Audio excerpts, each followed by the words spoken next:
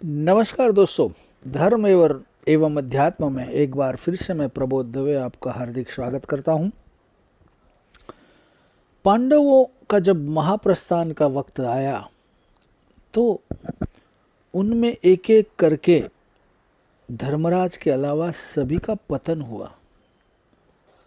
उसके पीछे क्या वजह है वो स्वयं धर्मराज बताते हैं।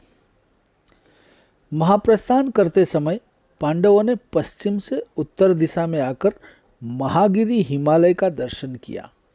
उसको लांघकर जब वे आगे बढ़े तो उन्हें बालू का समुद्र दिखाई पड़ा। तत्पश्चात उन्होंने पर्वतों में श्रेष्ठ महागिरी सुमेरु का भी दर्शन किया।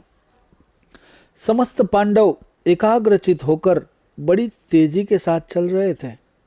उनके पीछे आती हुई द्रौपदी लड़खड़ाकर अचानक से पृथ्वी पर गिर पड़ी।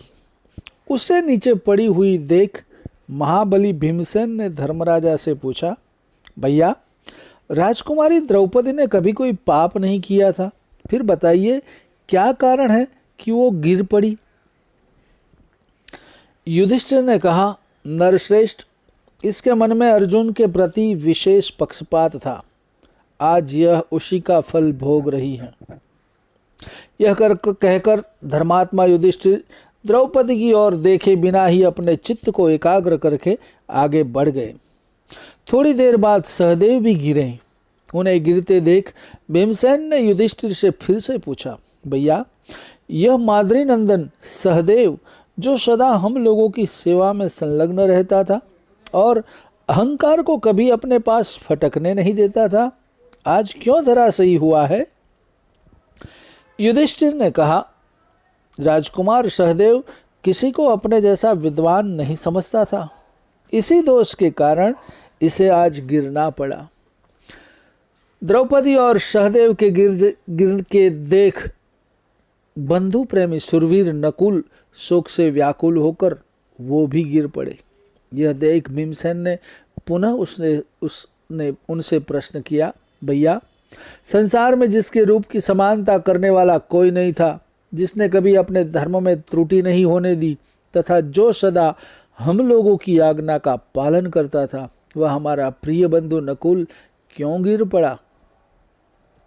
भीमसेन के इस प्रकार पूछने पर युधिष्ठिर ने नकुल के संबंध में यूं उत्तर दिया, भीमसेन, नकुल हमेशा यही समझता था कि रूप में मेरे समान दूसरा कोई नहीं है। इसके मन में यही बात बैठी रहती थी कि मैं ही सबसे बढ़कर रूपवान हूँ, इसीलिए इसको गिरना पड़ा। उन तीनों को गिरते हुए देखकर अर्जुन को बड़ा शोक हुआ और वे भी अनुताप के मारे गिर पड़े। दुर्घर्ष वीर अर्जुन को गिरे और मरणासन्न हुए देख भीम ने पुनः प्रश्न किया, भैया, महात्मा अर्जुन कभी परिहास में भी झूठ नहीं बोले। ऐसा मुझे याद नहीं आता। फिर यह किस कर्म का फल है जिससे उन्हें भी पृथ्वी पर गिरना पड़ा। युधिष्ठिर बोले, अर्जुन को अपनी शूरता का अभिमान था। इन्होंने कहा था कि मैं एक ही दिन में शत्रुओं को भस्म कर डालूंगा, लेकिन वो कर नहीं पाया और उसने नहीं किया। इन्होंने संपूर्ण धनुर्धरों का अपमान भी किया था, जिसका फल इन्हें भोगना पड़ रहा है। अतः अपना कल्याण चाहने वाले पुरुष को ऐसा नहीं करना चाहिए। यूं कहकर राजा युधिष्ठिर आगे बढ़ गए। इतने में ही भीमसेन खुद ही गिर पड़े। गिरने के साथ ही उन्होंने धर्मराज युधिष्ठिर को पुकार कर कहा, राजन, जरा मेरी ओर तो देखिए, मैं आपका प्रिय भीमसेन हूँ और यहाँ गिरा हुआ हूँ। यदि जानते हो तो बताइए, मेरे गिरने का क्या कारण है। धर्मराज युधिष्ठिर ने कहा, भीम, तुम बहुत खाते थे और दूसरों को कुछ भी न समझकर अपने बल की डींग हाँका करते थे। इसी की वजह से तुम्हें भी भूमि पर गिरना पड़ा है। यह कहकर महाबाहु युधिष्ठिर उनकी ओर देखे बिना ही आगे चल दिए।